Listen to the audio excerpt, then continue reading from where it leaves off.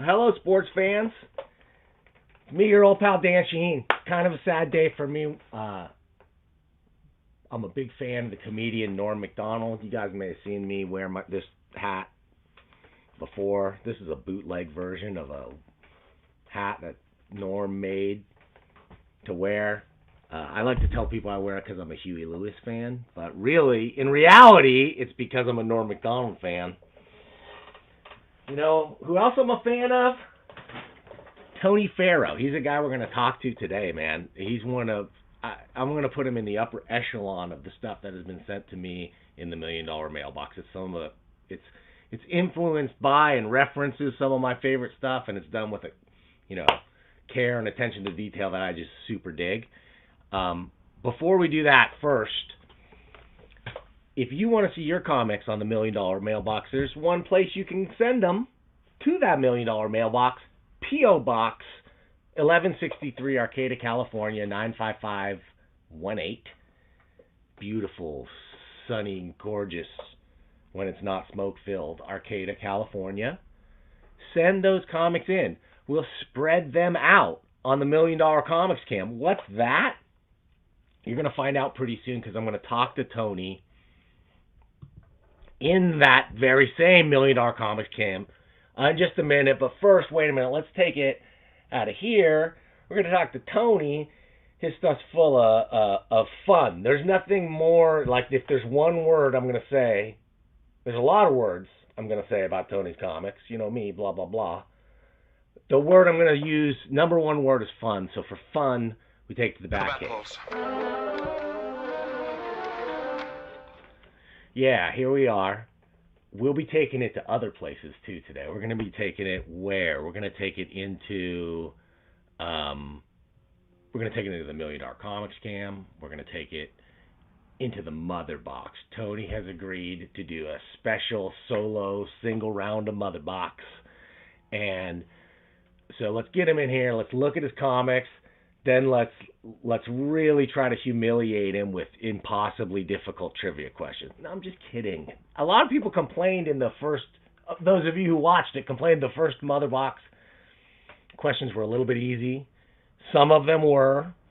I've tried to work on that. We've worked on the Motherbox software and the technology and the sound effects and graphics, and we're going to try to do this thing live for the very first time, so bear with me if there's any technical difficulties.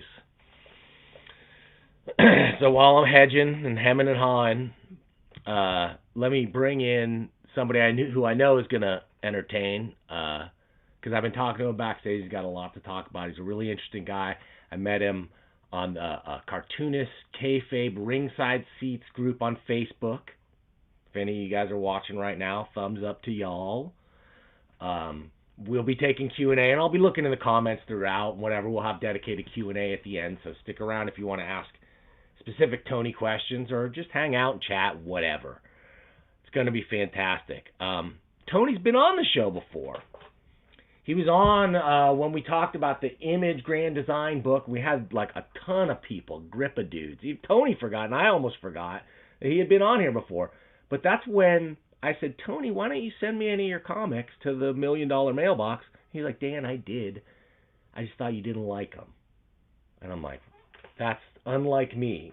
Because if you've seen, I'll show everything on the $1 Million Mailbox. So it's unlikely this guy's making comics that I'm not even going to want to look at or show or talk about. So he said, all right, I'll send them again. Chalked it up to pandemic, whatever, mail issues. Sent it. Fantastic. Some of the best stuff I've seen. I love every bit of it. And we'll take a look at it. Right before we do, please, if you have not already, please consider clicking that subscribe button down below.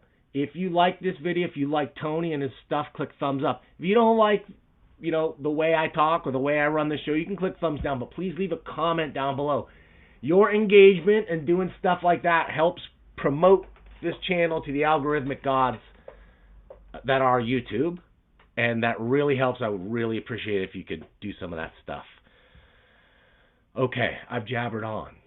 And now it's time to bring in a long-awaited guy. I've talked for a long time about bringing him in. Now here he is, live and in person. Tony Fero, welcome to Comic Book News. What up, though? Hey, man, thanks. I was a really long-winded intro, for which I am known for, I guess.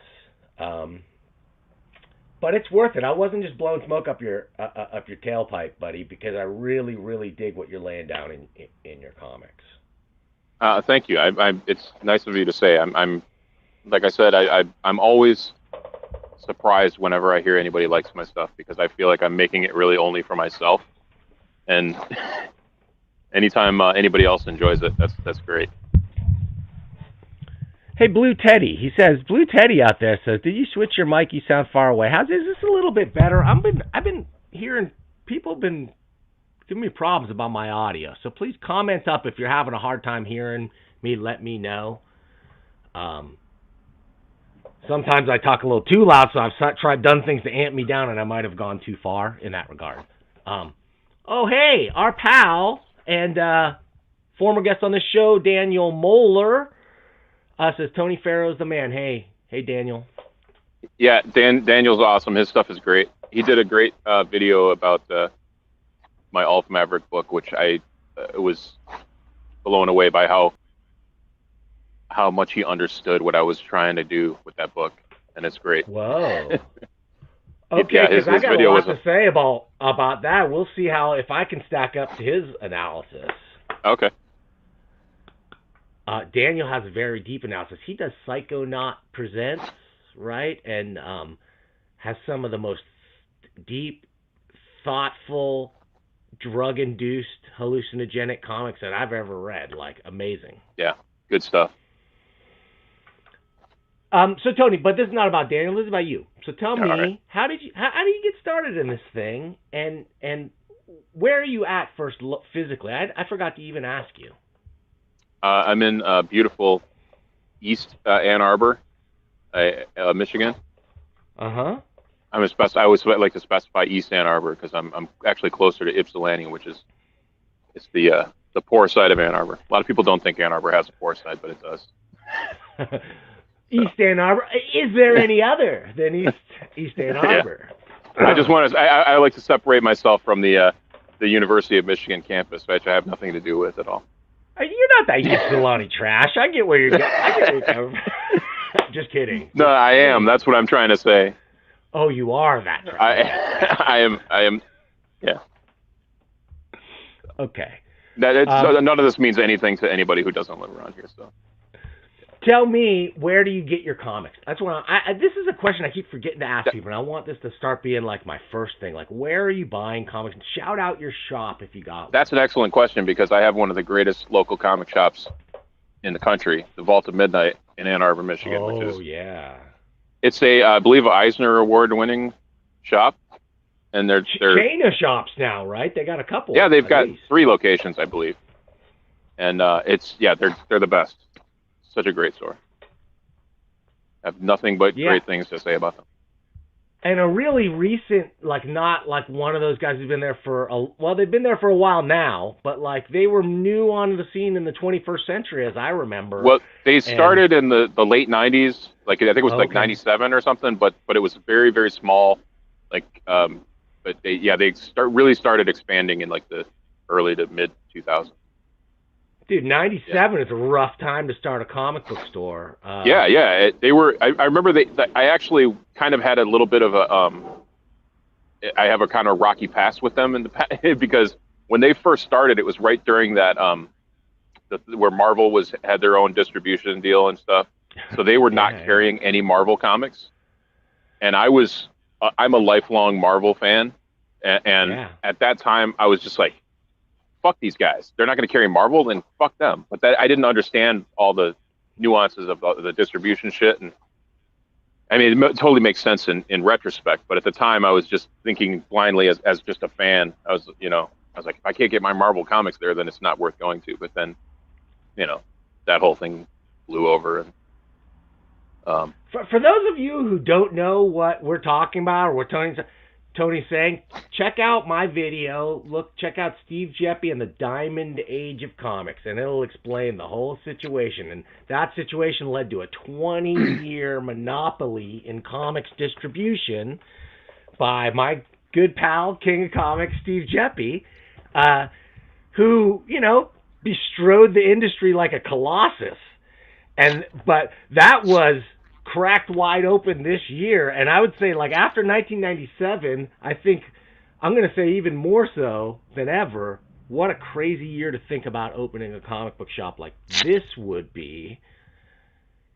Yet I'm thinking about it, and I see people doing it. To me, that is a sign that you're in it for the love of comics and not as a businessman. If you're willing to. That's the problem, though. That's the problem. Yeah, no. But a lot of times, I think that the Vault of Midnight is a good example of the fact that if you do it out of love, it can translate to success. Because people see that passion and they vibe with it. It's that rare intersection of passion and competence that leads to a great, like an amazing business like you see in Mile High Comics, and Chuck Rosansky is the guy that immediately comes to mind for me. He's built something like nothing else and did it in a way like nobody else. We've talked to him on this show too. Go check out his interviews too. Look at me name dropping. I'm all over the place.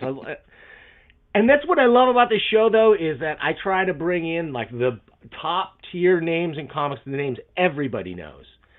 But then I want to talk to guys like you, Tony, who are the guys like everybody needs to know.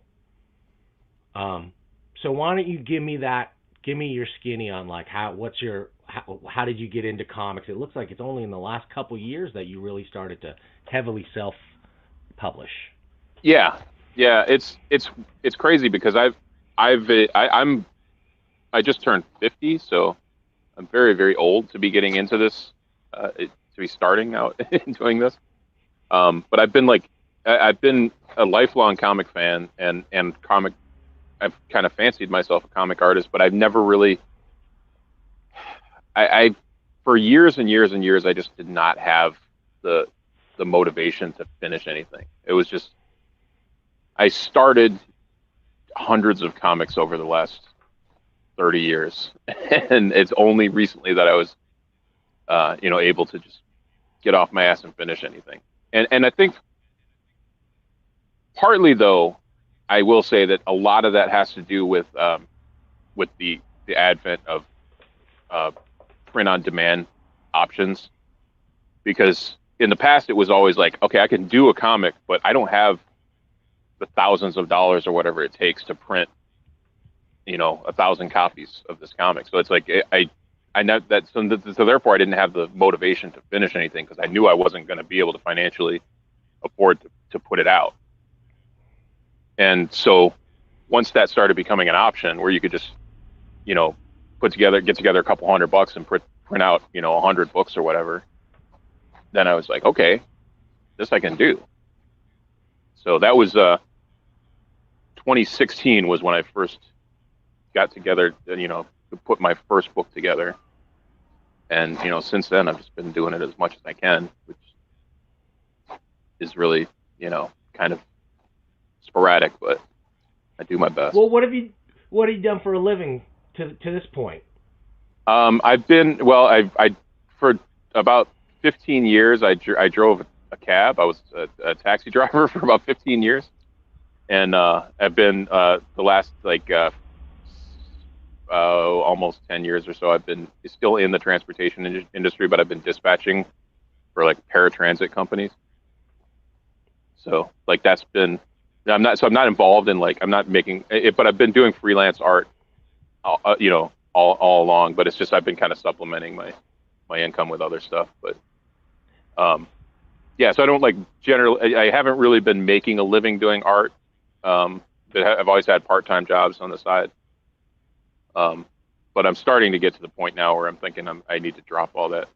Any non-art related stuff, I should probably just cut it out of my life. Well, tell me, like, so what kind of paying gigs, non-self-publishing gigs have you got, or do you have on the horizon? I did a lot. For throughout the '90s, mostly early 2000s, I was doing a lot of music-related stuff, like for bands. I've done a lot of record covers and T-shirt designs, gig posters and stuff like that. That's been kind of my bread and butter. Outside of comics, is doing music-related artwork. Okay, that shows in the boldness and of your design, and also just in your overall design, layout, and production chops that I see on display in the comics here. Because a lot of people want to make comics, but not many people put out like the quality of a book. Even self-publishing, ease of self-publishing aside, there's a lot of decisions that have to be made, and you're making some really great ones in here, man. Well, yeah, thanks. I'm glad you see that. Oh shit. Sorry. What happened? My batteries are going low on my headphones.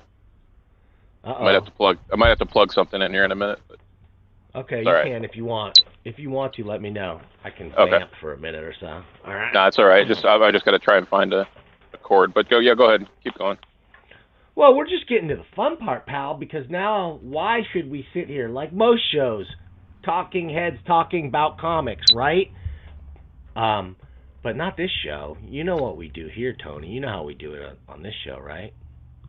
Oh, yeah. You know where we go? Absolutely. Where do we go? The $1 million... Oh, sorry. I blew it. I couldn't remember the rest of it. $1 million something or other. Yeah, I love it. The $1 million make you holler comics cam. Thank you for that lovely moment. We're going to take a look at this stuff. Wait a minute. Let me pop a PIM particle over here and shrink it down. And what the heck is that? Wait a minute. Hang on. I got gloves casting a pall here on the $1 million glossy comics cam, and we're going to take a look at some of, and I'm not just saying this, Tony, some of the coolest, best stuff that has been sent to me. The most satisfying, like when I think about a comic and what I love about holding a comic book in my hand, I think about these comics. Now, Tony has dropped off. He's fixing his batteries and his audio, so he's going to join us in a second, it looks like, folks. But that's okay, because I could talk about these comics all day long. First, let's talk about Giant Size Monster Youth. This is a compilation of two previous individual Monster Youth issues, written by Mark Finn with art by our pal Tony. This is a great collaboration, fun characters, and kind of the storytelling is a little disjointed in some places, but overall you can feel Tony like growing as an artist in this thing, learning his chops, working with another writer to put these things together, even in these early stages. Just the composition, the panel layouts, and the staging, and not to mention the coloring and that sweet, sweet hand lettering. This is the stuff that we love. Let's do the $1 million pan and scan here, because I'm just a real big fan of Tony's color aesthetic.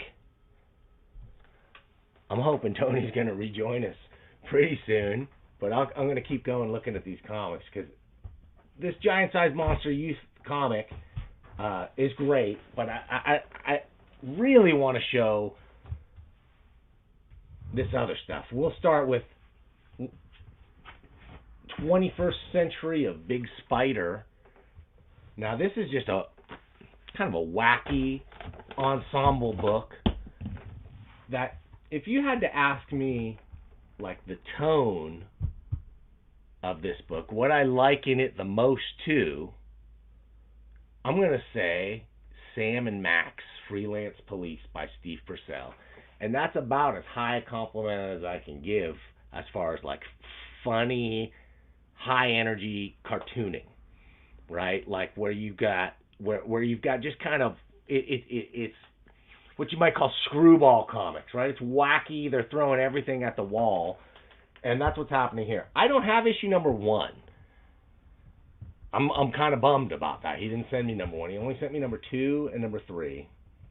So we'll take a look through a couple. Let's take a look at these covers first. Barbarian Time and Mora Unchained. This is a 2-part series, and I love the cover treatments here. All of Tony's comics that he sent me anyway parody a different, like, one of my favorite styles of comics. And this is the thing that immediately I'm just like, hot stuff, man.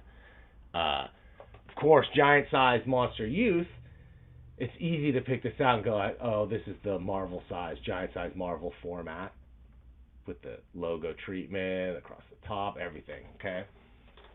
Fantastic. These guys, of course, this one I immediately pick out as the Charlton logo. This guy, I struggled with. And I go, I recognize that so much, and it was like the 70s DC, maybe early 80s, late 70s special format that they had for a few comics. Instantly recognizable when you see one. I wish I had an example to show. But it was like, oh man, this guy is clearly a deep student of great fun comics. And that's going to show on the inside. And wait till you see, I'm holding the definitely the best for last when we'll look at Randy Tucker and Ulf Maverick. I'm hoping Tony's gonna be able to join. I think he was having some technical difficulties. Either that or he got scared, frankly, under the white hot glare of the $1 Million Comic Scam. Not everybody's up to the scrutiny of having somebody page through their book right in front of them and pointing out the good and the bad and the ugly and everything in between. But Tony didn't have anything to worry about because let's just look. I'm going to let this stuff kind of speak for itself a little bit as I page through. I don't want to ruin it at all, but you just see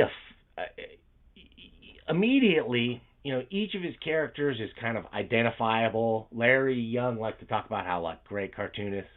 I think he cribbed this from Matt Groening, who did that on The Simpsons, but all the characters should sort of be identifiable by silhouette, and that's definitely the case with these guys.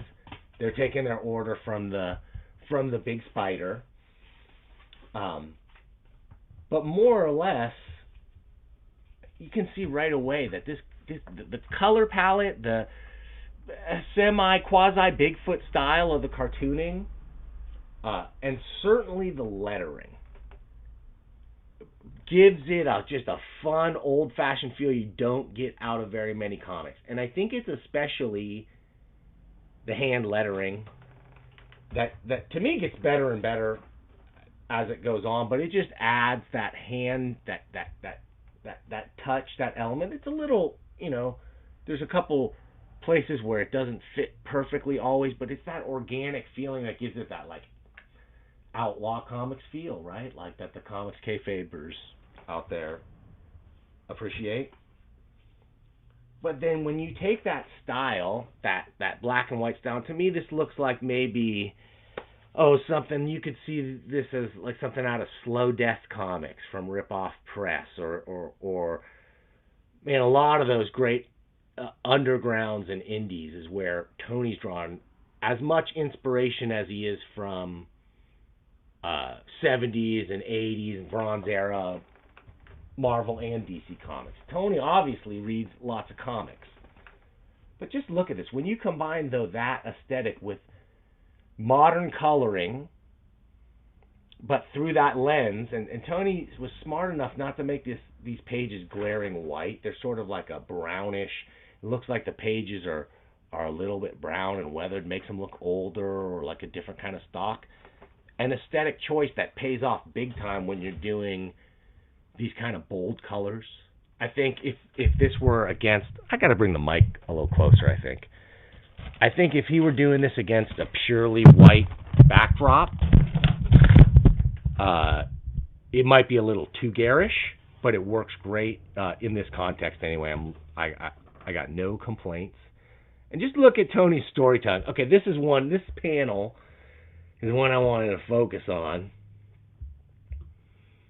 here. Because, man, do I love a good out-of-panel, popping out of the panel. But this is so great with the, he looks 3D there, and this guy, but it looks like he's cracking his head into the panel border, but then the eyeball is squirting out to the outside of the panel border. Mwah, Tony Fero. Thank you. Thank you for your loving attention to detail. Yes, and he's back. Oh, Tony. Hey, yeah, I'm sorry. Can you hear me? Yes, I can. Okay, good. My headset just completely, like, literally fell apart, and I don't know, for some reason I couldn't get audio, so I'm just going without a mic. But hopefully that's okay. No worries, pal. I've been sitting here singing your praises, talking. I looked a little bit at Giant Size Monster Youth, and talked about the inspirations, of course, on the cover treatments for these three. And I haven't gotten to my favorite stuff yet. We're still on 21st Century of Big Spider. Could you tell me a little bit more about Giant Size Monster Youth? I didn't give it enough love. Tell me where this came from and your collaboration and okay, yeah, there's actually quite a backstory to that, which, like, I think is somewhat explained in the like editorial sort of thing in the back there. But yeah, that's kind of based on when I was in high school, my friends and I we were trying to start a band, and we were like, none of us were really played any instruments or anything, so we just like sort of had this fake band that we called Monster Youth, and it was just sort of like more like a gang of kids that hung out together.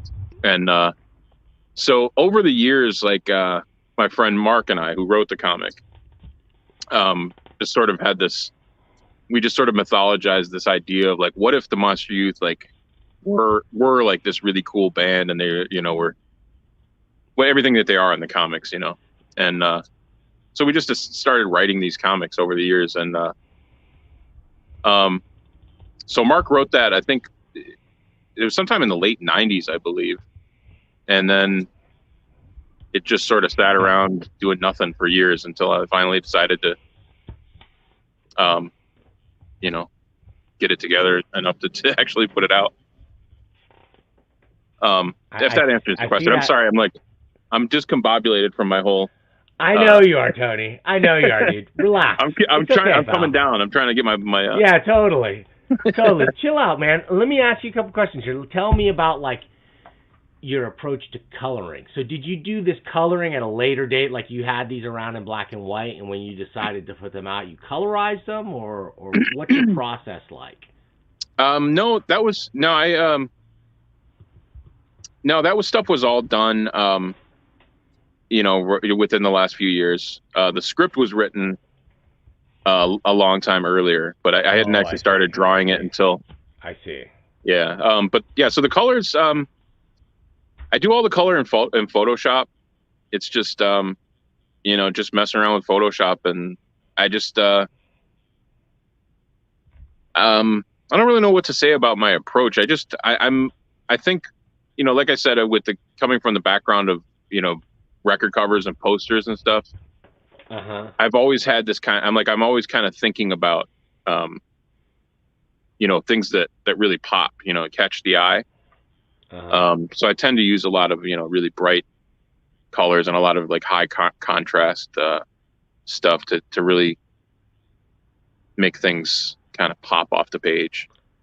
Not uncommon in comics, though, but not everybody can pull it off the way you're pulling it off, because I think some people neglect to think of the page as a whole unit that needs to look compositionally right, and might, not understand that as well as you clearly do, man. I love that stuff. And I think that a lot of people also. I mean, I think we're getting further away from the idea of realism in color, but I always like to kind of think of just whatever works best for the page, and it doesn't really matter if the lighting is correct according to the way it would actually behave and the colors. It's whatever looks best to me.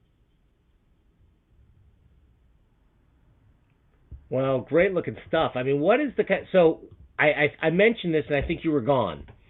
I said the thing.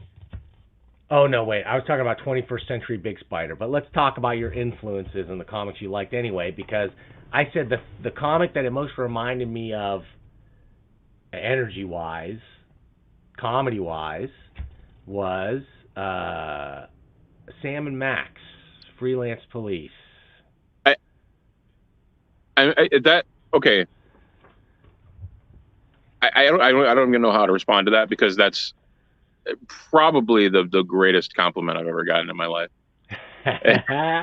Because that's 100% what I'm going for. That's like my absolute biggest influence.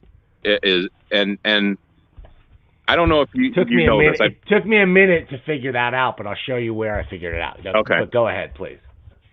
I don't know if a lot of people. I don't know if a few people know this. I think I've put it out there publicly, but I don't know how many people actually noticed that the name Rubber Wolf. It actually comes from a Sam and Max comic. There's a comic where they're in the cereal aisle in the grocery store, and there's a bunch of cereal boxes behind them. Yeah. And one of the cereal boxes, it says Rubber Wolf with a question mark. Oh, and that to me always, that struck me as the most hilarious thing I had ever seen. I have no idea what that means. It's just this ridiculous phrase, and so it always stuck with me. So when I named, oh yeah, this is where I figured it out. That's 100%. That's 100% Sam and Max homage there. Yeah.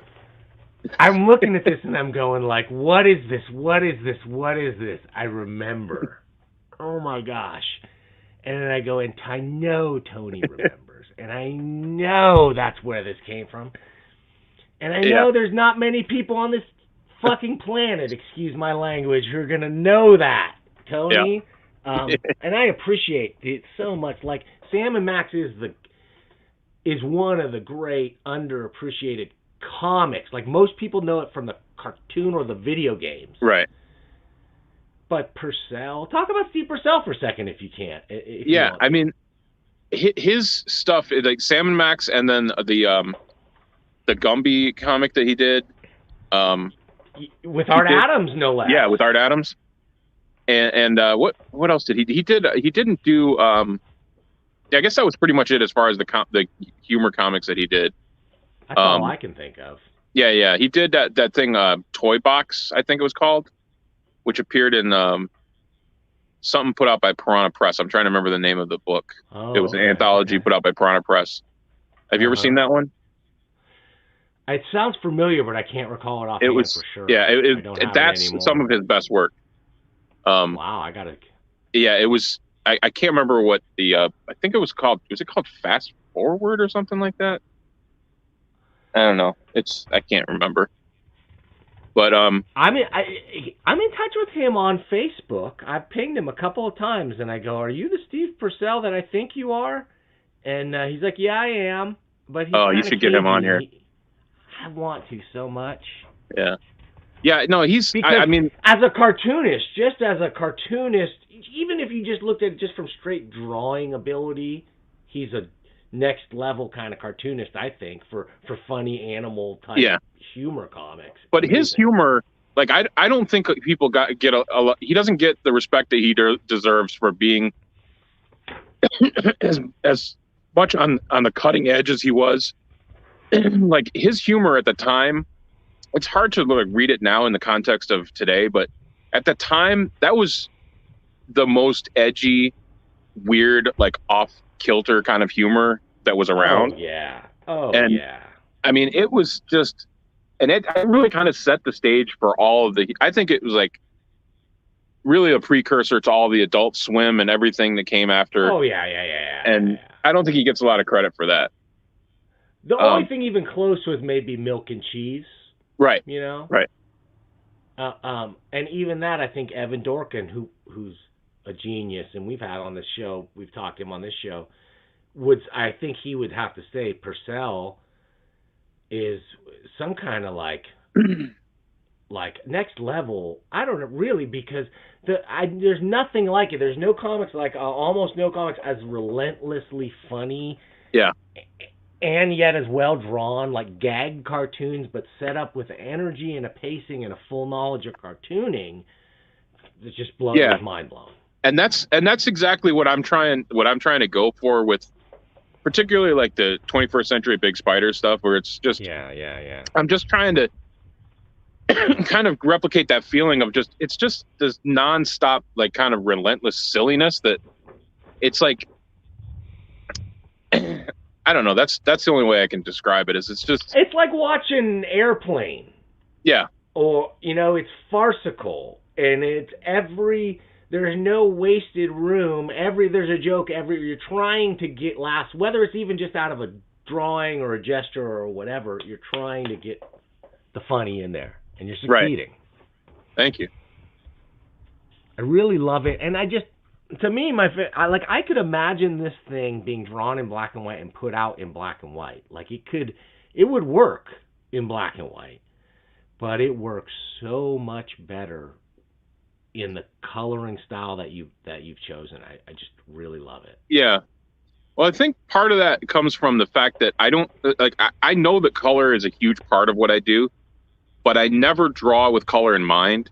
Like whenever I'm drawing my stuff, I'm always drawing it as though it were going to be printed in black and white. Like I don't leave space for, I'm not going to shade this because I know this is going to be colored. I don't ever think in that way.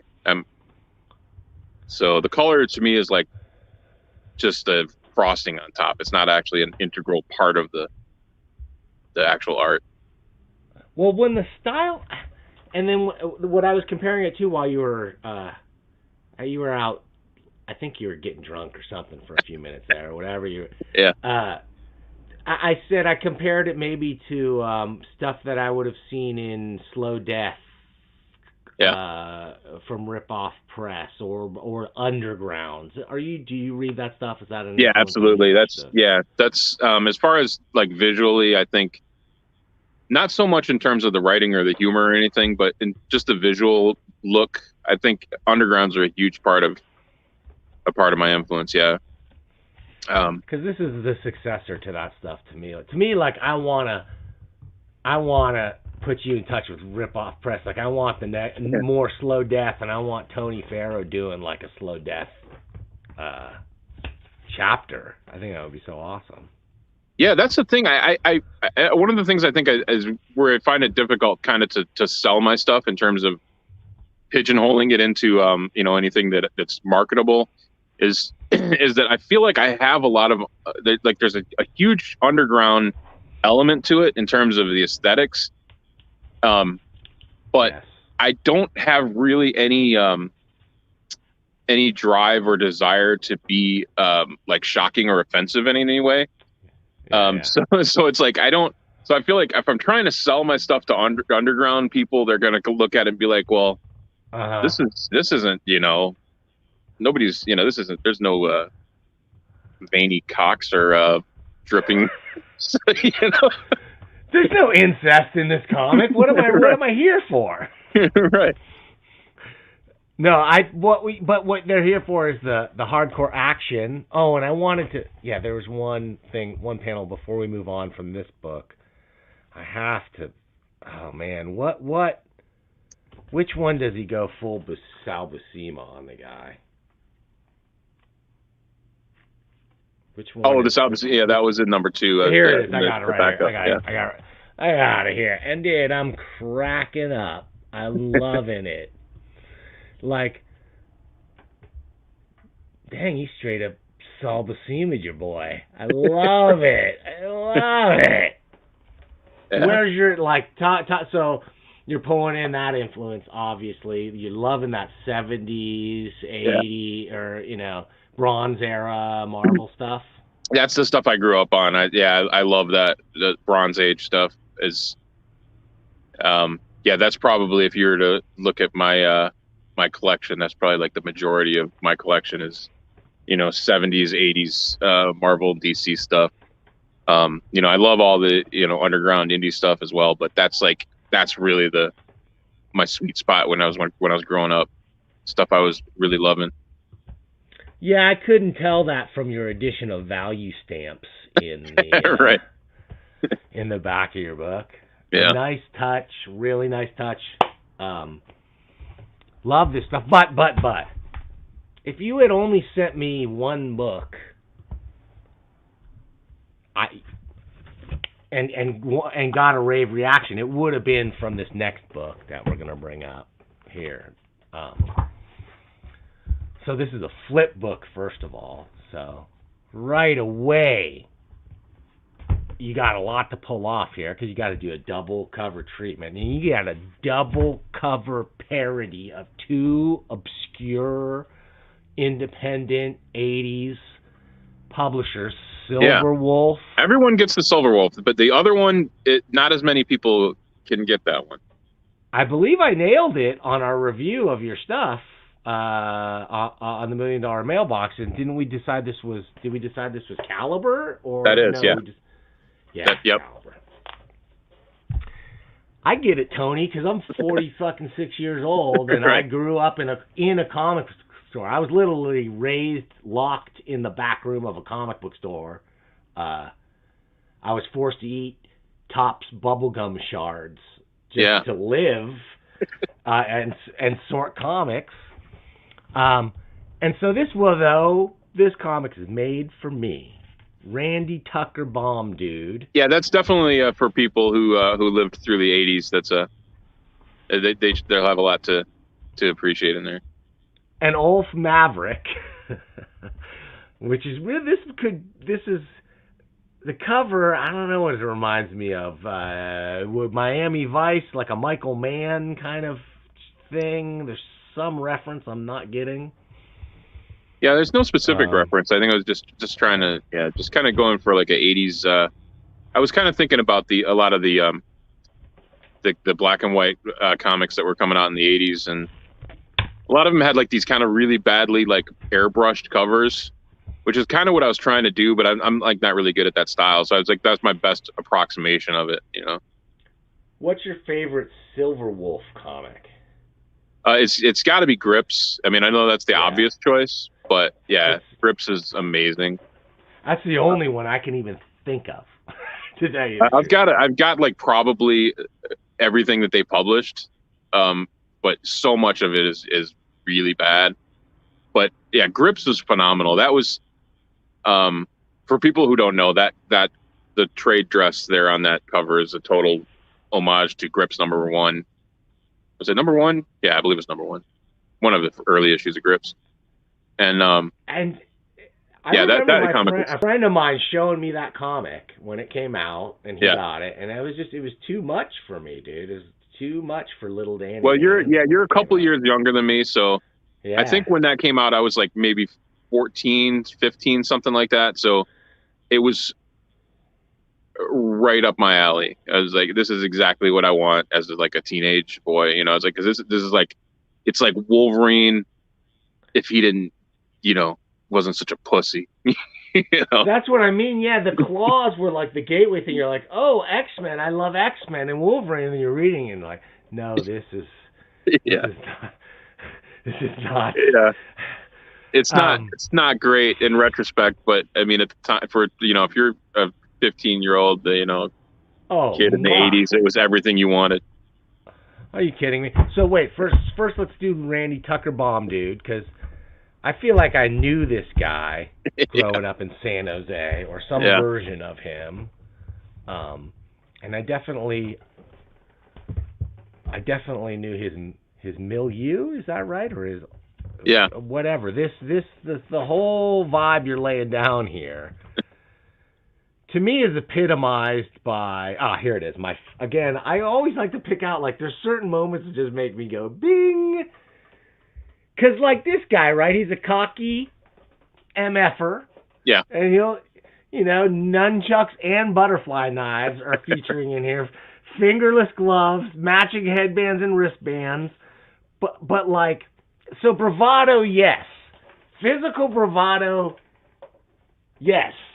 Yeah. But it takes a really special somebody to go in the 80s to sit down to the video game and be like, well, I did have a hand in programming this. Yeah. Yeah, that actually comes from real life. I knew a kid, one of my brother's friends. I have a brother who's like 2 years older than me, so I was like always hanging out with these kind of like teenage dirtbags, in the 80s, and he had this friend who was always saying shit like that. He was, you'd pull out a video game and he'd be like, yeah, I was part of the programming team on this. And it's like he had nothing to do with it. He's just pulling shit completely out of his ass. And that's what kind of like the Randy Tucker character is supposed to be, is like this idea of like all these teenage kids who like they have like they think they act like they're such big fucking badass dudes. And this is kind of like, this character is like, what if they actually were what they thought, what they presented themselves to be, And I love it. And to me, it's like, I think it might have been in King of Kong. You ever see King of Kong? But just like where somebody goes like, yeah, dude, I'm so good at playing this video game. Like I unlocked so many secrets. Like they consulted me. The programmers came and talked to me about the next version. Yeah. I love that. That. And so this is a comic where if you're gonna call it Randy Tucker Bomb Dude and you're gonna make this dude a badass, you're gonna have to pay off with some sweet action sequences. Yeah. And you're delivering in full half shirt, Van Halen half shirt glory.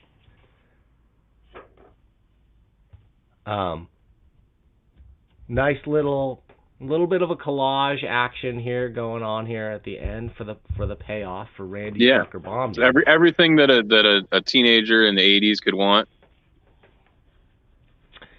And so this confused me too, because I read this and it's like, okay, now flip for Ulf Maverick, right? And so I'm like, oh, okay, I must be at the center of the book. Oh yeah, that's probably that was probably a mistake. No, this is not a problem though, because I flip it over and so the Ulf Maverick story is much longer than the Bomb Dude, as it needs to be, because it tells a longer saga to get into here.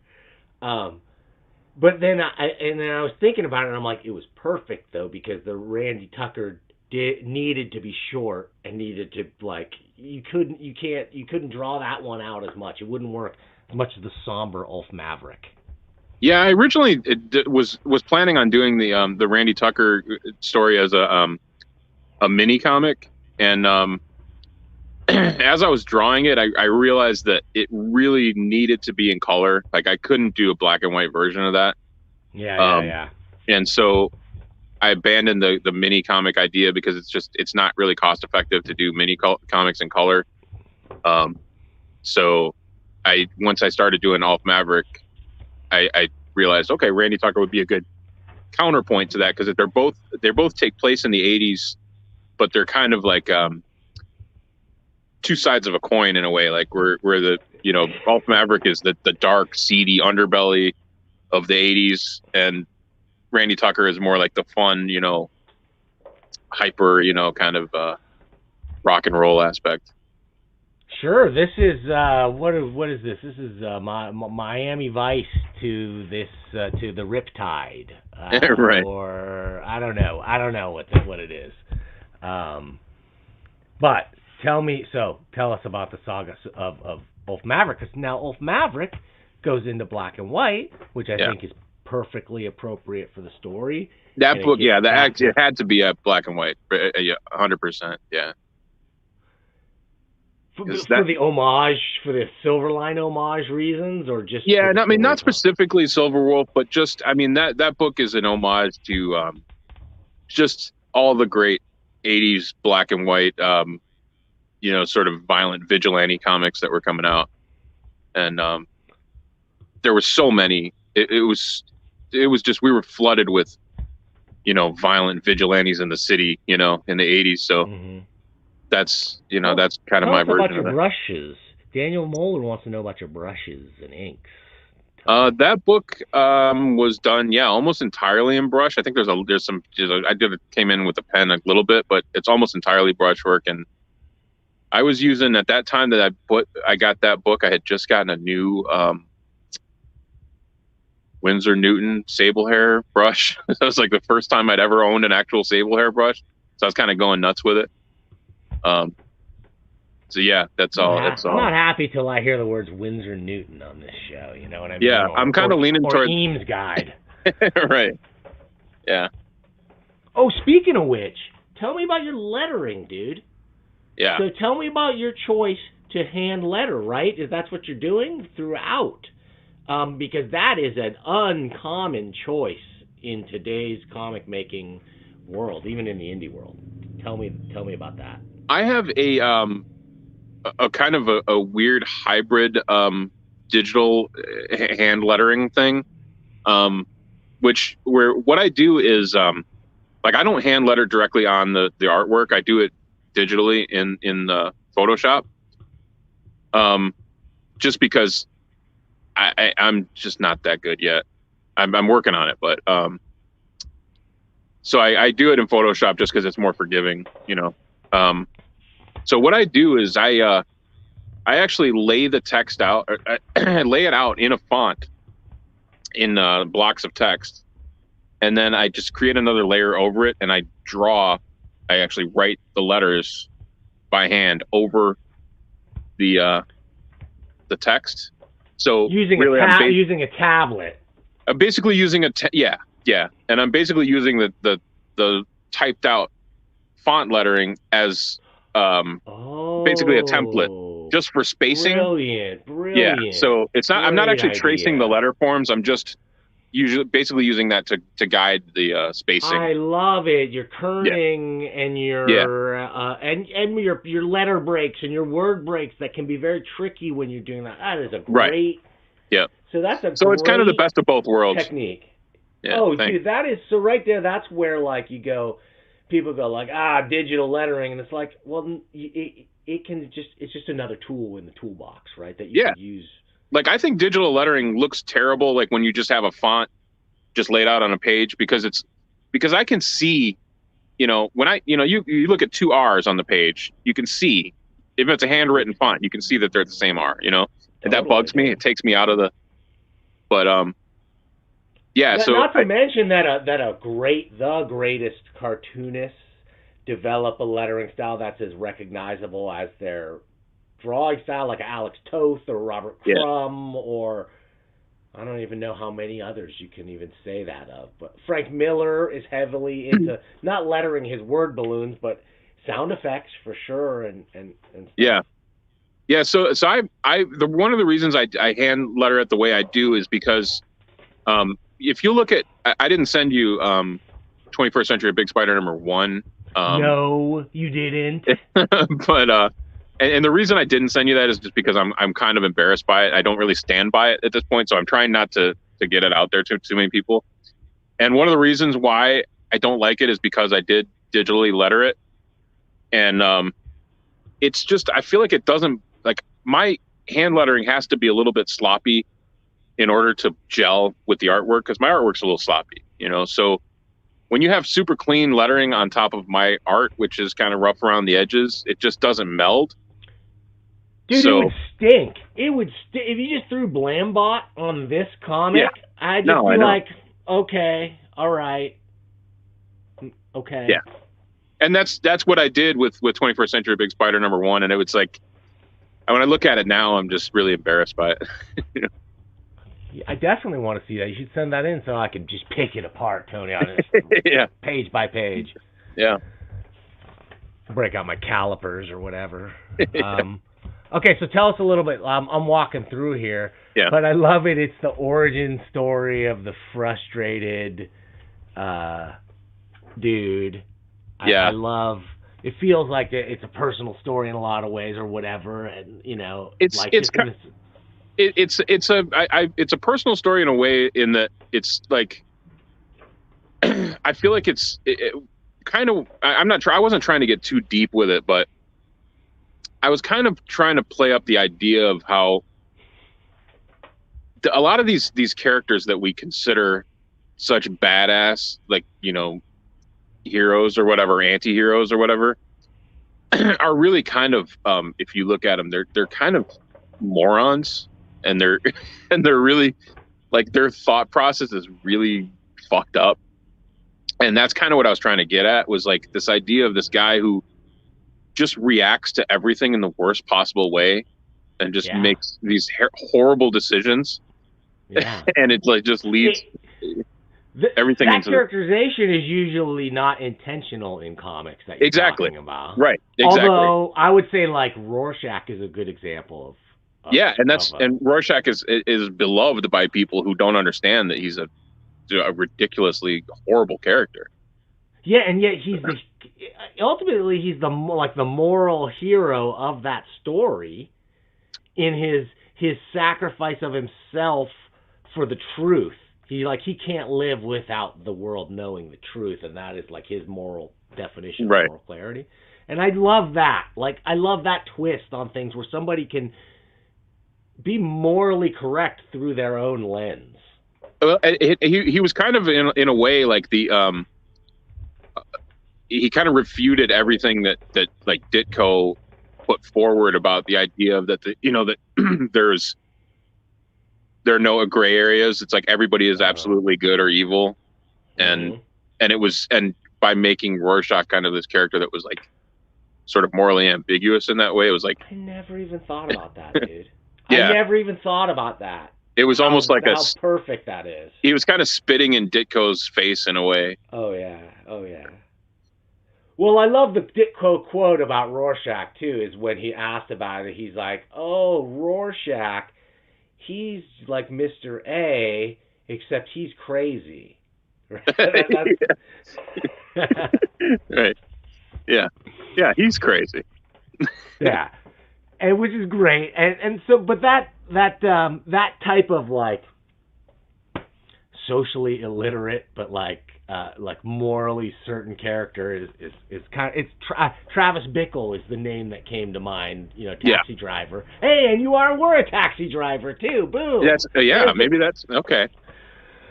Something here. You got a mohawk? Do you have a mohawk under that thing? No, not anymore. So I just viscerally I loved it. The storytelling's on display, and stripped away of that color. Like, I could see a colorized version of this with your style, but then I would imagine it being a lot more moody and blues and grays and akin to this. Right. And to stay true to your outlaw vibe you were going for. Black and white was perfect. Your inking really is, dude. Your storytelling's on point. Your anatomy is good. It's the finish. It's the finished quality of the inks and everything on the pages, and then combine that with the hand lettering, really brings it together as like a full page in units. Some of the best stuff that's been sent to me. So a lot of people get a few of the elements here and there, and you're consistently bringing them together on every page. Well, thanks. I appreciate that. I think I'm glad that it reads well. I don't pride myself on my storytelling abilities. It's something I'm working on, but it's not like what I feel is my strong point. So I'm glad that whenever people are able to follow what I'm putting down. Tony, it's all that matters to me. If truth be told, that's the only thing that matters in comics to me is storytelling ability. And you've got, if only from the influences you've absorbed from all the great comics that you love reading, you kind of like, it's built in to your choice of camera angles and Right. panel to panel progression and everything. It's all there. I think you just naturally have the storytelling ability because you read so many comics. This is the thing. 100%. So many cartoonists out there, so many graphic novelists today, right? They go out there and they're like, oh, I read Persepolis. I can make a graphic novel. Nothing against Persepolis, but like they didn't read the 100 years of comics history or whatever to synthesize it into what I'm seeing here. Yeah, absolutely. And that's the thing is you gotta, and I've always taken in every possible aspect of comics that exists. Like, I mean, I don't think there is no type of comics out there that I haven't enjoyed and appreciated. You know, I'm like everything from like the undergrounds to like the most mainstream stuff. It's like, I will take all of it and learn something from it. And dude, I've that read I think is I've read some chick tracts that have knocked me out. Yeah. I mean, even just from an artistic standpoint, there's stuff that you can find in there that's inspiring in some way. That's what I mean. There's a couple of great artists in those things. They'll do a great like guy getting tortured in hell for being Jewish or whatever. Right. Yeah. Whatever they're doing in there. Yeah. And so Ulf Maverick, he's got a very, I don't know, maybe Darkman-ish feel with his latex mask that he starts out. This is the raw origin story, right? That would later be focused. So this is Teenage Mutant Ninja Turtles. Yeah. Maybe to me, if I can. Yeah, I think Casey Jones was definitely a big influence. Yeah. But I mean, Casey Jones was kind of the same, kind of playing with the same tropes, you know, that absolutely vigilante thing. Oh, absolutely, yeah, the homegrown. I always love stuff with like homemade hockey pads and like golf clubs and stuff. Like I love those kind of characters. So Ulf Maverick did it for me again, Tony. I'm gonna agree with our pal Daniel Moeller that my favorite is Randy Tucker. I don't know if he would sustain a full-length book. I think he would, but maybe in separate strips, short stories or something. Yeah, I think I'm gonna keep that to just short stories. I can't see it sustaining a full thing unless it's, I don't know, unless I can come up with a story that incorporates other characters or something. But I don't think you can take too much Randy Tucker at one time. Well, so I love that. That kind of leads me to what I'm working on now, which is I'm working on an anthology, which is going to be like a one-man anthology. So like I decided that instead of just doing these books here and there, like I'm just going to put them all under one cover. So I'm doing like what I'm going to call it Rubber Wolf Presents, based on like the Dark Wolf Presents or Dark Horse Presents.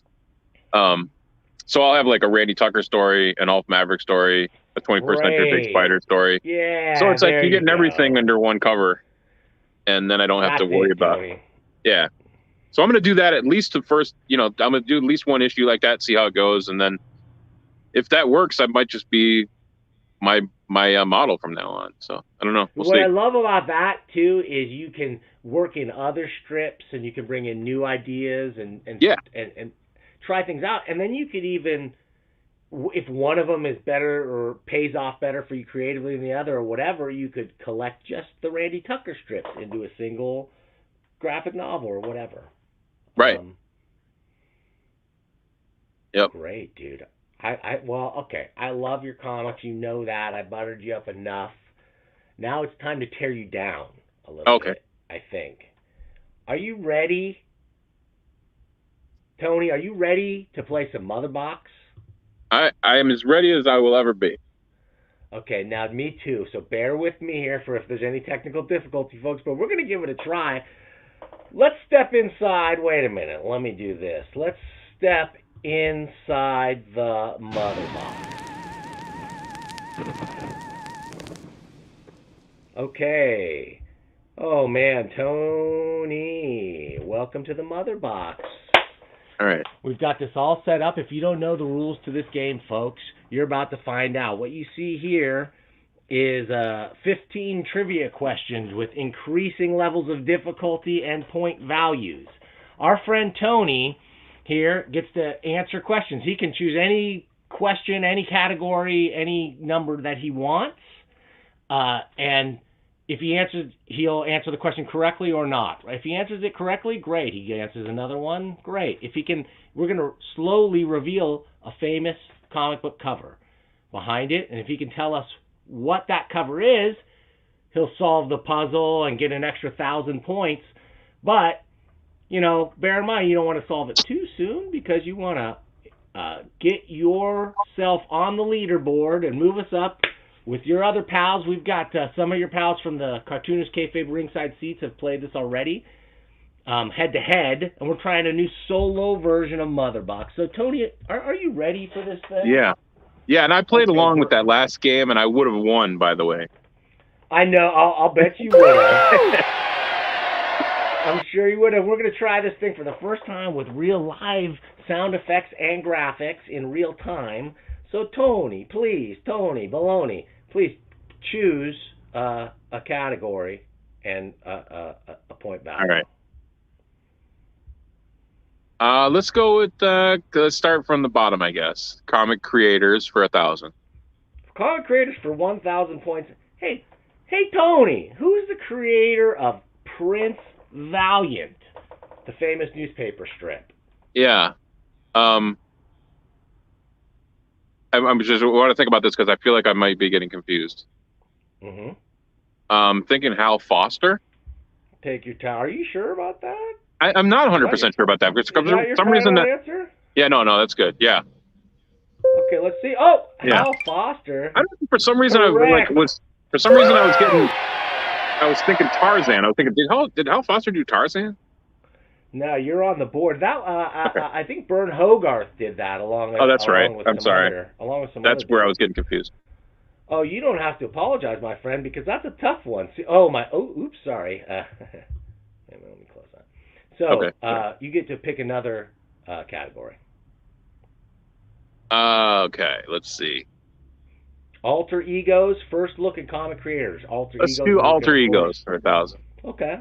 1,000 points, alter ego. Here's an easy one for you, pal. Tell us who Ben Grimm is. Oh, that's the thing. Okay, easy stuff. Absolutely. Ben Grimm. I think 1,000 points is great. I think it's one of the more interesting character designs of all time that wouldn't work in real life. Great example of Kirby being able to draw something that could not exist in our universe. Yeah, 100%. And I think, for my money, Ben Grimm is one of the greatest characters ever written in comics. Just as far as just like a fully formed personality, such a great character. Totally agree. Yeah, one of the tragic ness of the character, all that stuff. I love it. Okay, Tony, can you identify the comic that we're looking at here? No. It's a little early for me. I'm not not seeing it. Okay, well, so why don't you go ahead and pick a question? Let's finish out the bottom there. The first look for 1,000. Okay, first look for 1,000 points. We're going for the low-hanging fruit here. This gamma-powered villain appeared in Tales to Astonish number 62, and it went straight to his head. Oh, let's see. Was it the leader? Let's show me the leader. Yeah. Correct. Great job. Fantastic, Tony. All right, let's keep going here. Any clues on this cover yet? It looks a little bit familiar. I think I'm maybe starting to get it. If you can tell me the cover, but by the way, if you get it wrong, we end the game. So don't make a choice until you're sure of what the cover is. So again, if you get 3 questions wrong, you got none wrong so far, or you mess up the choice, or you mess up the cover, we cap your points, and that's your score for the day. All right. So why don't you pick another question? You can start from the bottom, the top, or anywhere, but beware, they get tricky. Yeah, let's try comic creators for 3,000. Comic creators for 3,000. Okay, these big brains started big numbers, but they never completed it. That was Alan Moore and Bill Sienkiewicz. Show me Alan Moore and Billy Sink. Great job. Fantastic, man. Yeah, I only have the first issue. That's the only one I've ever read. But Yeah. It's one of those ones that you're like, if I'm never going to get the conclusion to, right? How much time am I going to invest in it? yeah, I don't think I Tony, understood at all what the hell was going on in that book, but it's very, very beautiful. It's one of those ones that's been so long since I even looked at it that I really should pick it up again and give it another chance. Yeah, I agree. All right, speaking of another chance, Tony, pick a question. Let's do alter egos for 4,000. Alter egos for 4,000. Let's see. Can you tell us the alter ego of Monolith from Bill Willingham's Elementals? And please don't Google this thing. No, that's a weak spot for me. I own some Elemental comics, but it's one of those things where I never collected it, and I've picked issues out of 50-cent bins and stuff, and I've got like chunks, but I've never read a run of it. Ooh, Tony, do so yourself that's a favor, pal. I know. Yeah, read the first 12 issues. You know what I mean? Yeah. Read the first 12 issues, and if you can put it down after that, then you're a better man than me, Tony. Yeah, it's one of those things that I've been wanting to read it for so long. I just haven't gotten around to it. Okay, so I'll forgive you on this, but you got a guess? I have no guess. Okay, well, I'm sorry. Yeah. I don't even have a picture of him here right now. The answer, of course. Oh, I'm sorry. Oh, I forgot. I've got to show the answer, of course. Tommy Shushra. I don't even know how to pronounce it, to tell you the truth. Okay. Now it's still your turn, but you've got one strike against you, buddy. Okay. All right. Let's play it. Yeah. Play it safe and go with first look for 2,000. First look for 2,000. This character breathed into continuity in Captain America number 117. Captain America number 117. Breathed in. Yeah. All right, 117. I'm trying to think. That's good. Some might say. What's that? And on a wing and a prayer, he just breezed right in. The Falcon? Show me Falcon. Okay. All right, I gave you baby steps on that one, Tony, but it's my show. Yeah, I'm sorry about that. I was trying to picture the 117. I was trying to think of like what era that would be as far as artist and writer, and I was almost there. What an outfit that was too back then too, the green outfit. Yeah. Okay, so pick again. You got it, pal. All right. Alter egos for 2,000. Alter egos 2,000. Okay. Can you tell me, this one is actually pretty tricky, unless you're a Fred Hembeck fan. Can you tell me who's better known as Brother Voodoo? Yeah, I may be confused. Is it Jericho Drum? This is right in your wheelhouse, my friend. Yeah. All right. I don't know if there's too many people on this planet who would get that. Yeah. I love it, Tony. I love it. It was in there somewhere, just in the back of the. Yeah. I just talked to Fred Hembeck last week. It was what a great show that was. Yeah. 2 weeks ago. Yeah, I watched that one. Okay, you might have a better idea of what's going on in this, but do you know what comic this is or issue number? You don't have to make. Oh yeah, no, yeah, I know I know the cover. I can't remember the issue number, but yeah. Okay, then you better keep moving and try and uncover that issue number. Yeah, all right, let's go for it. Let's do Alter Ego for 5,000. Alter Ego for 5,000. Can you tell me Jughead's real name? Oh, Jesus. This is a tough. I don't know what it's. I mean, I've got. Yeah, I mean, it's Jughead Jones, isn't it? But I don't know what his actual first name is. Correct. That Jones is correct. I'll tell you this: he's heir to a family fortune, as I remember. Yeah, I'm telling you, I'm not a huge Archie guy. Yeah, this is a tricky one. Yeah, Jughead Jones is all I got. Okay, so let's show me Jughead Jones.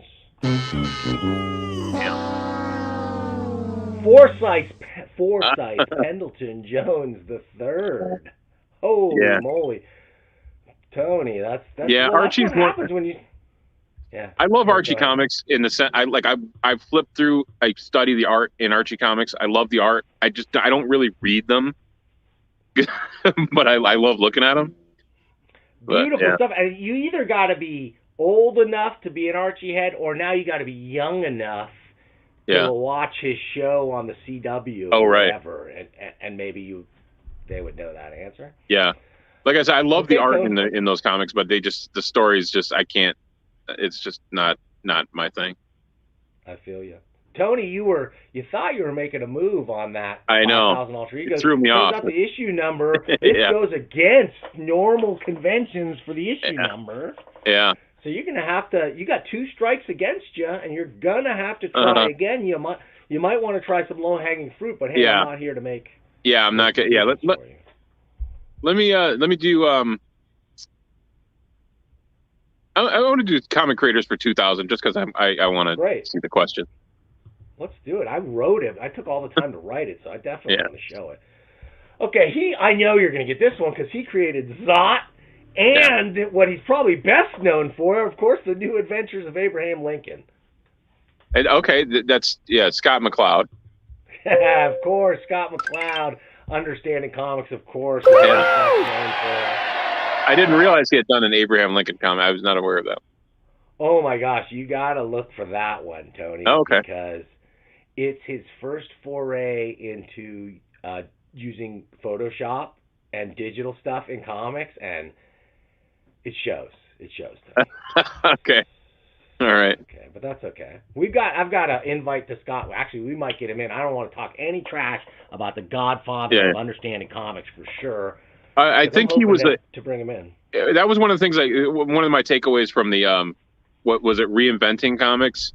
I felt like he was a little bit too eager to jump on the digital bandwagon. He was like, this is the future, and he was like all about. It was like, well, we got to kind of work this out a little bit before we start diving into it, He was 25 years ahead or 30. It's like it still hasn't quite gotten to where he's talking about, but I think we're closer than ever. Jasper9 says, Shaheen, you should invite Willingham on the show. He's accessible. I got an invite out. We're in talks right now. I'm actually waiting for... He got back to me once. He said he's into it, but he's had technical difficulties in the past, and he wants to make sure that we won't. So this is my chance to show you, Bill. I got my technical act together most of the time. And what up, Jasper? Okay. I know Jasper. I know Jasper go way back. Okay, and wait a minute. Stay out of the... Hang on a second. Jasper, you think you're so smart, Jasper. You probably are. Wait a minute. Guess. I'm going to turn off your ability to see the viewer comments. Stay out of those comments, Tony, because Jasper's all in there jabberjawing the answer to this thing. I knew he wouldn't. I knew I forgot. So stay out of the comments. And no instant messaging. See, this is the problem with live internet, in the internet age. Doing a live remote game show is tough. But I trust you, Tony. You're a trustworthy guy. Yeah. But you only got one. Oh, I'm not. I don't even have. Yeah. So. All right. Let's go for the big one. Let's go for the comic creators for 5,000. Oh my God. That's the key that I need. But let's do it. Comic creators for 5,000. The artist and writer of Gorgo from Charlton Comics, and we talked about him today. Yeah, I know this. That was Ditko. I was hoping. Show me Steve Ditko. Fantastic. That was just Great. Oh my God. I believe Fanico just released a new collection of those Gorgo comics. Awesome, Tony. You're the kind of guest we need on this show. Fantastic. That is a solid, really solid, difficult trivia question. My sports hat is off to you, my friend, on that. Like I said, it's like you either know it or you don't. Yeah, but there's some stuff people should. I don't know if I would have got it, but man, look at that. When I looked this one up, I'm like, look at that gorgeous stuff. This is some of the coolest looking Ditko stuff I remember seeing.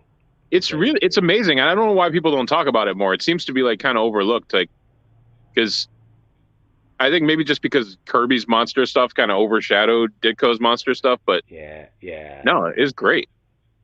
Ditko's style was way more suited for that era of comics. I feel like superheroes, he was just like out of his element a little bit, and it was like just weirdness and monsters and sci-fi. That's what he's all about to me. Yeah, my favorite Ditko stuff is the like the old horror anthology stuff, like the Charlton, Mysterious Traveler and stuff like that. Yeah. Not the 80-page package or whatever from the Mr. A stuff or any of that. You read any of that stuff?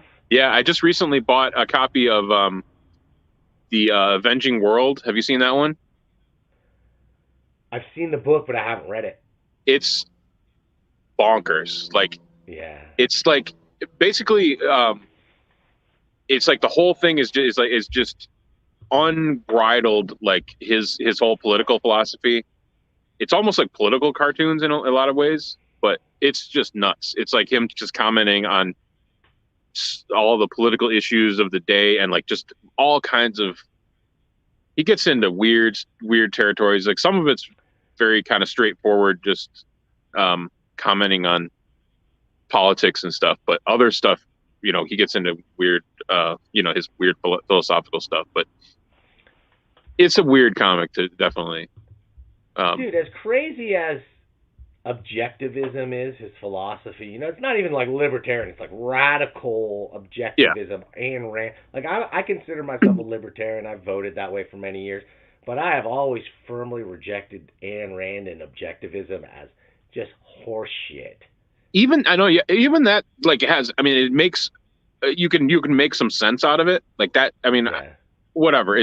I don't agree with it, but I understand where it's coming from. But Ditko's interpretation of it is just really off the wall. Like, I don't even understand what the hell he's trying to say a lot of times because it's just so insane. It's like, I think he does understand it, and that's how insane objectivism is at its core. Maybe that it rationally makes sense, complete sense, because it's completely based on logic. Yeah. But yet it has no bearing in reality whatsoever. Like it really just flatly ignores the reality. Yeah. Just like Ditko. Yeah. Okay, Ditko is an odd guy. You want to solve? I mean, here we got you. You could probably piece it together. I honestly can't even see that it's so small on my screen, but I know you need one more. It's Marvel Premiere. I know that. I know that's like it's a Ant-Man. You can't even see the number? I can't see the number. It's 40 something. Wait a minute. Oh, there you go. 47. Okay. How's that, buddy? Okay. All right. You can solve, or you can choose one more. I mean, it's not going to go against you if you know what it is. It's only 1,000 points you get for solving. Let's do it. Let's showboat a little bit. Yeah, do it. Let's go.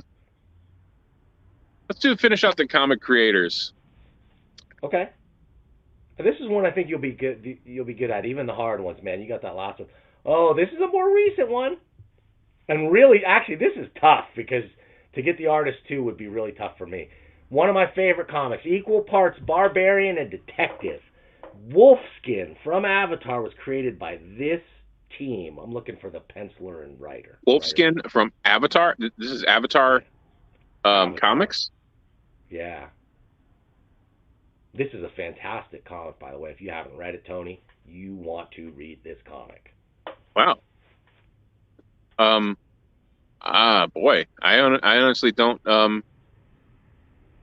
know much of anything that's published by Avatar. Yeah, that's good, right? Yeah. The only things I remember, I know Avatar did publish a couple of Alan Moore books that I Yes. got. And I know that they published Tim Vigil's Cuda, but I don't think that that's it. You know that as a They barbarian. also did a couple other books I liked from Avatar. The only things I ever liked, I liked some of the early Crossed Yeah, stuff. I've never read If that, you ever but read people have that. raved about it. But It's just the most hardcore take on the zombie that you could imagine. Yeah. Really good stuff. But this one, this is in my mind. This is probably my favorite like post Conan Barbarian comic ever done. It's amazing. Really? Okay. Yeah, it's amazing. Yeah. This is just something that's a blind spot for me. So Okay. Well, let's show me the answer. I'm sorry about that, Tony. Show me the answer. The answer is wait, show me that answer. Warren Ellis and Juan Jose Rip. okay. What is the name of this So comic? Rip. This is called Wolfskin from Avatar. This is not well known, as definitely not as well known as it should be. It's amazing. Okay, so Okay. the Wolfskin is a tribe of barbarians in this fictional Cimmeria-like land. You can imagine it, right? Like it's a land of different races and different cultures in that sort of world. And now the Wolfskin, in this world, they're a berserker tribe that take magic mushrooms, okay, that make them go nuts in battle.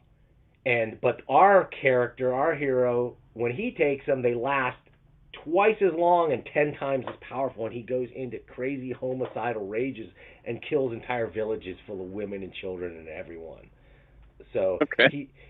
he's gone into exile from his people, and he's traveling the land, and he sort of encounters mysteries, believe it or not. It's like a detective story. He encounters these scenarios and mysteries that he has solved, and it's just, I can't say enough about how great it is. I will have to check that out. I've never heard of that in my life, but that sounds interesting. Please check it out. And you nailed it. You've got the cover right. So how about we do a couple more trivia questions? How about let's just play through the board if you don't mind. Sure. So why don't you pick a category? Let's do first look for 3. Okay, 3,000. Ant-Man, aka Ant-Man, first disappeared in this book. Do you need the number or just the book? Well, give me the book. Doesn't matter at this point. Okay, it was Tales of Suspense. Yeah, I believe, but I don't. I'm sorry, Tony. No, sorry, was it? Pal. No, I'm sorry. The correct answer Was it Journey into Mystery? Yes. No, you were close. It's Tales to Astonish. Oh God, that's right. Yeah, yep. Number 27. Damn it. Okay. Well, Yeah. Let's see. I think I got it right here. One of those Tales books. Yeah. Dude, I love that era of comics. I love Tales of Suspense. That's my Silver Age Marvel book of choice. Yeah. Would be that Tales of Suspense with Iron Man and Cap. Yeah, and what was the other one that Strange Tales?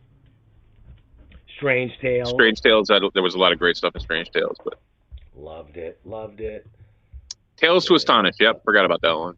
That was Okay, so let's keep going. You want to do close out alter egos over yeah, there? sure, why not?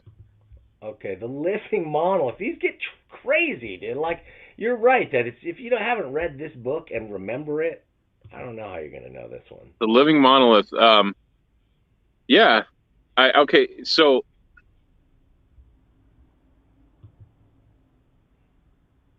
I know it's like he was like an Egyptian dude, like he was some. God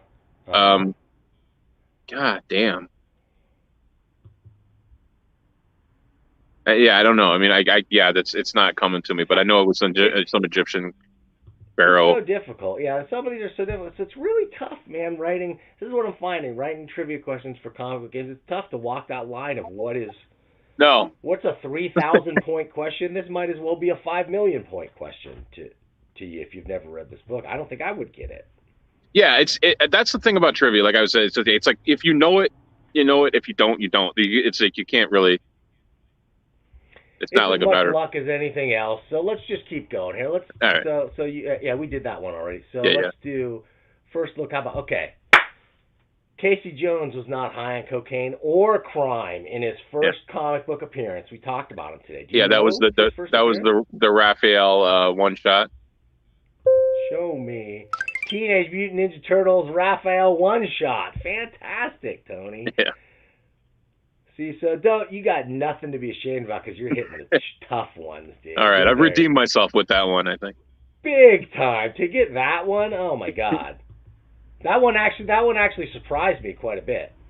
Okay, that's one of my favorite single issues of all time. I love that book so much. It shows, man. Ulf Maverick, like we talked about. There's some Ulf Maverick. There's some of that. Casey Jones and Ulf Maverick. Okay, can you tell me the first appearance of Gru the Wanderer? All right, that seems like a trick question. Yeah, it's a tricky one. If you're thinking that it's Pacific Comics Gru #1, it ain't. Okay, because that's what I was thinking. I was thinking it was Gru #1. It ain't that, my friend. Okay, so where else would Gru have appeared? Yeah. Well, how about this? It was in a. Can you tell me the publisher? I'll give you a clue. Okay. Yeah, I'll give you a clue. A benefit book for Steve Gerber. Was it Destroyer Duck? Show me Destroyer Duck #1, Tony Fero. Oh, that's right. There was a Gru backup story in that. That's right. Yeah, you got it, my friend. Great job. Awesome, I forgot about that. I'm giving you bonus points for that. And to tell you the truth, who cares about your score, dude? You did fantastic. You answered some of the toughest questions on this board for sure. I already showed this one, I think. I got a graphic for it, so I might as well show him. Yeah. I remember, The Revenge of the Living Monolith was one of the graphic novels one of the early graphic novels. I don't remember much about it. Mark Silvestri, I think, did that. It's pretty obvious, but what's special about this cover? Can you tell me, like, what's interesting about this? What's interesting about it? Who is this? Yeah, sorry. Yeah, was that the first appearance of Scott Lang as Ant-Man? Correct. Scott Lang as Ant-Man. So that's bonus points. Tony, we're giving you 1,000,000 points. Right. You did so awesome in the Motherbox. I really appreciate it. Oh, wait a minute. We don't want to go here. Where do we want to go? Back here. Or wait, maybe we'll go all the way back to the beginning. All right. Tony, my friend. Great. Thank you so much for coming in today. I super appreciate it. Yeah, sorry about the whole snafu there, but, you know. No worries. We made it work, my friend. It all came together, and for the first time, I got to do Motherbox. I'm super excited. It's taken me so long to figure out how I can do sound effects and get them in with the microphone and you can't imagine how much is involved here. But I thank you, Tony. Tell the folks out there in internet land where they can find your books. They can find my books at rubberwolf.bigcartel.com. That's my store. And you can find me on Instagram at BigTony308. And then I'm on Facebook, and I've recently got on TikTok, which is an interesting experience. I'm trying to find a comics community on TikTok, and it's there, but it's like very weird and like in like weird pockets everywhere. I'm trying to find I'm trying everything. So and talk about comics for 15 seconds at a time, or what's the deal? Do you shake your ass? Well, you can go up to 3 minutes. Oh, okay. So, yeah, no, it's a weird place, but I think there's potential there if people can figure it out. But I only like the shuffle dance videos. Yeah. That's the one. That's the one. Yeah, like. No, I to be in all seriousness, I think it's an emerging platform. I think there's potential if the right people find it and exploit it. Not exploit it, and you know. The right people are already exploiting it. Or I'm sorry, the wrong people are exploiting it right now and always will Right. be. Right. But it's a tool that can be used for good. Here's what I don't understand. It was sort of like Twitter to me. Twitter mystified me too, and it's taken off. Yeah. But it's like, well, it's a video. It's just like a video, but it has to be short, and that's the yeah. So that's right. tricky for me in a world where we've already I can make a video on YouTube and make it as short as I want already. So it's like it's really weird. Man. But the thing about TikTok that I love is that it's not so like on YouTube. You have to commit to watching a video, right? Like you scroll through the thumbnails and you're like, okay, I'm going to watch this one. Like you just make a decision. Whereas on TikTok, it's like you just scroll and the video starts playing. So it's like you make a decision in those first couple of seconds whether you're going to continue to watch it. But it's like you're given a taste, as opposed to YouTube where it's like you have to actually make a decision to start watching the video. You know what I mean? I guess it's closer to the good old days of flicking through the channels. Exactly. That's kind of what it feels like. Yeah. Yeah. So So I don't know. It's I'm not like trying to sell it here because I'm not 100% sold on it myself, but I believe that it has potential as a platform, and I don't think that the comic people are taking advantage of it as much as they could. Maybe I'll give it a try. I just did my first YouTube Shorts video, but I didn't talk about comics. I couldn't figure out what to do, so I just juggled. Okay. The video. It seems like rapid motion is what the kids are after these days. Yeah. Oh, well. Well, Tony, I know what I'm after, and I know what the comics reading, my ilk, the people who really love comics, the people who know what we're talking about when we talk about Steve Purcell and Sal Buscema. Yeah. There's not that many of us, Tony, but those of us out there are passionate and will love what you're putting down. Thank you. I'm so glad to hear that. We just need to find more people who can, who are like us. Yeah, well, we'll find them. I think we're out there. I think passion and quality wins out. I predict a lot of success for you, Tony, in the future. I hope for sure to see you working for other publishers, like where possible, just to get your name out there. But the stuff you're doing by yourself is fantastic, dude, and no reason to stop doing what you're doing. Yeah, thanks, man. That's all I'm like I said, I'm doing this 100% because it's what I want to read, and it's what I want to do. It's like I'm not trying to do anything other than what I think is cool. It's not, I'm not trying to follow any trends or do what I think people want to see. It's just what I want to see. And if other people like it, then great. Keep doing that, Tony. Thank you so much. I got to get out of here. I got to go play the credits and stuff. I'm going to play a cameo at the end. It's a long cameo in honor of Norm Macdonald. So if you got time to stick around through that and talk afterwards, feel free. If not, I understand. Sure. I'll stick around. Okay. All right. Thanks, Tony. All right. Oh, and thank you everybody for sticking around talking with Tony. Wasn't that fun? Dude, wasn't he great on Motherbox? What do you think about that format of the game? Give me some comments. I'm working on different rules. I want to do it a solo play style. Maybe we should just always play all the way through the board and forget about the 3 strikes and you're out. You get points for what you get and don't get points for what you don't get. I think that's probably the right way to do it. It's weird with these kind of games. The only way to figure it out is through trial and error. So thanks for checking us out and sticking around. Who have we got next week? Do I have a thumbnail for it? Did I forget to put a thumbnail up? I did. Next week we've got, oh man, you know him from Ninja High School, Ben Dunn. This guy's been publishing indie comics for many decades. Many really successful, ongoing, long-lived, monthly or better titles. Like, he's the last of a breed that I don't know.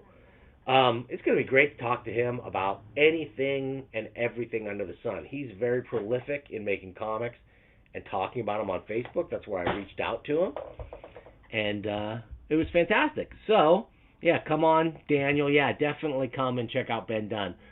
Come and ask him live. Come stick around live. That's going to be next Thursday at 11 a.m. Pacific time, just like this one. So come check that one out. That is going to be fan-freaking-tastic. And who's after that? I don't know. I'm working on, like I said, Bill Willingham. That would be fantastic. We talked about elementals a little bit on here, and I've got videos about elementals, or a great video, I think. I think it's great. What do I know? I got a video about Willingham and elementals, and I'm sure he doesn't want to talk to me about that. He washed his hands of elementals a long time ago, but I will ask him those annoying questions about that and Pantheon, the weird Texas Comics follow-up to that, and working with Michael Golden and all the stuff he's done, and of course Fables and the upcoming Big V versus Batman and all the Fable stuff that's coming. It's going to be fantastic. He won't be here, but it'll be been done next time, which is when I see you. I hope so. Here's the closing credits. If you want to be in these closing credits, you can click that join button and give me some money and I'll put you in there. Or you can just click subscribe and hit that bell for notifications of upcoming videos. You don't want to miss out on Ben Dunn. Stick around for the end of the closing credits. I've got a special comic book cameo like I do every episode. This one's kind of long, but it's in honor of the late, great Norm Macdonald. Hats off to you, Norm. And we will see you guys next time.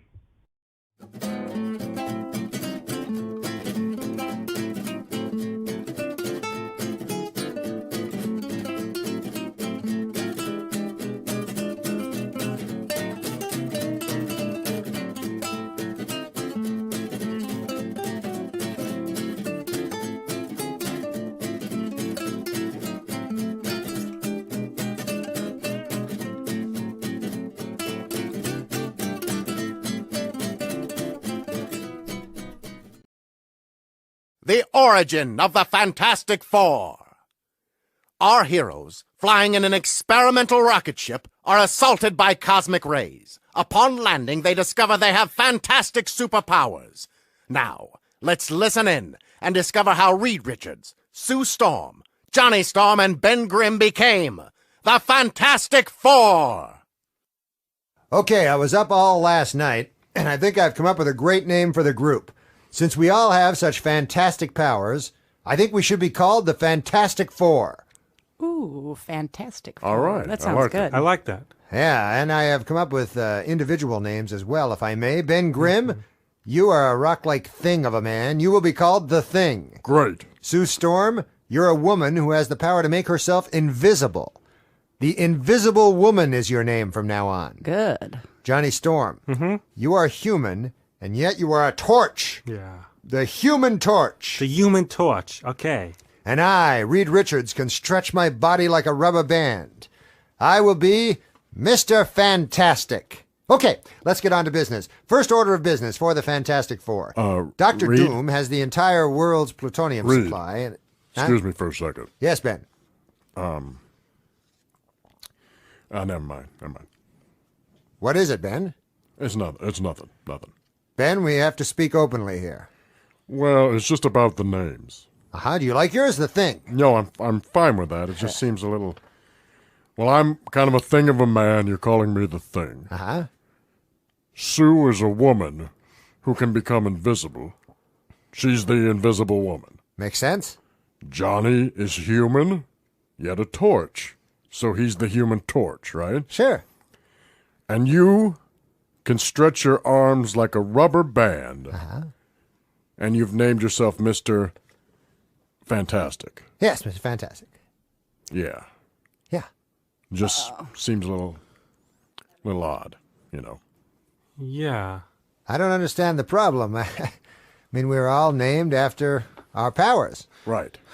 But your power is to stretch like a rubber band. Right, that's why I come up with the idea, Mr. Fantastic. It's a fantastic ability I have. Right. No one's saying it's not fantastic. I mean, many people, when they see me stretch, they often use that word, fantastic. I think what Ben's trying to say, Ben, right, is that we all have fantastic powers, but we're called what we do. Right. Yours is stretching.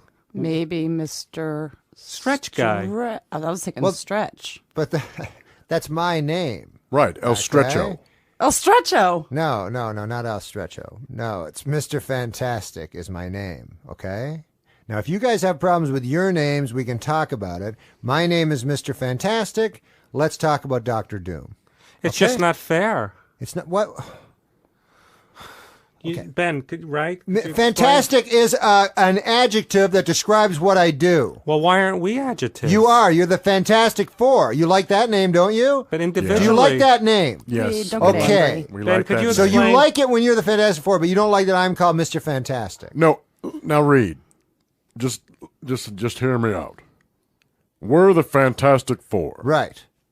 You're Mr. Fantastic. Right. The Fantastic Four comprises the Thing, the Invisible Girl, the Human Torch, and Mr. Fantastic. Right. Doesn't that seem a little odd to you? What is odd about that? Just because my name's Mr. Fantastic and the group's called the Fantastic Four. That's your problem. Because Well, in a nutshell, yes. Yeah, I think that's... it's a coincidence. A coincidence you created. There's only so many names. Look. The group's been named, okay?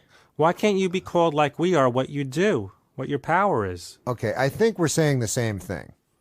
Okay, what are we saying? We're saying that we're fine with being called Mr. Fantastic. I mean, in different words, right? No, read, look. What we're saying is you should be called Mr. Stretchy Arm. Listen, the name. Oh, come on, The you point don't- is the group has been named, okay, and that's it. It's in the news. Right. It's in today's newspaper, as a matter of fact. What do you mean it's in the newspaper? Take a look. The Fantastic Four, headed by Mr. Fantastic, will fight Dr. Doom today at 3. There you go. Byline by Reed Richards, a.k.a. Mr. Fantastic. Different guy. That's a different guy. I don't know who that is, and I don't know how the press get their sources. Whatever. Look, you don't want me to be called Mr. Fantastic? Okay, I won't be called Mr. Fantastic, okay? You can call me Mr. Assface. Come That's what on, No, I'm don't. changing my name. I'll phone the editor of the, the Times tomorrow, and I'll say, hey, I'm changing it to Mr. Assface, reprint all the newspapers, okay? No, we don't want this. Don't, come on, It'll be Reed. Mr. Assface and the Fantastic Three. If it's that And the important press to will you, have a field day with that. Oh, all right. If it's that important, you're Mr. Fantastic. Just be him, who cares? Okay. But So you- I'm Mr. Fantastic. Yes. Yes, you're All Mr. right, Fantastic. I'm Mr. Fantastic. Good. What should we do now, Mr. Fantastic? You don't say it like that. You do not say it like that. All right, Mr. Fantastic. I see what you're doing. Okay.